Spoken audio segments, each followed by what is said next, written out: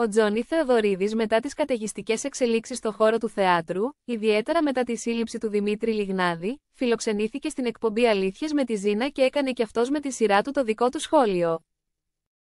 Ο χώρος του θεάματος έχει έρθει τούμπα και ο Τζόνι Θεοδωρίδης, αν και τα τελευταία χρόνια έχει αποσυρθεί από το χώρο του θεάματος και πλέον είναι επιχειρηματίας, τοποθετήθηκε επί του θέματος. Τζόνι Θεοδωρίδης, συχάθηκα τον χώρο έπειτα από μια περιπέτεια που είχε για τα πνευματικά δικαιώματα μου. Ο κύριος Θεοδωρίδης σχολίασε τα όσα συμβαίνουν το τελευταίο διάστημα στο χώρο του θεάματος και πιο συγκεκριμένα στο θέατρο, τονίζοντας τη βαρύτητα που έχει αυτή η ιστορία από τη στιγμή που εμπλέκονται ανήλικα παιδιά. Αυτό που ενδιαφέρει είναι ότι έχουμε να κάνουμε με παιδιά. Είναι λυπηρό. Το πιο λυπηρό είναι ότι κάποιοι λένε ότι ήξεραν αλλά δεν μιλούσαν. Δεν ήξερα τι συνέβαινε, αλλά αν ήξερα μπορεί και να έδερνα κάποιον, ειδικά αν είχε να κάνει με παιδί.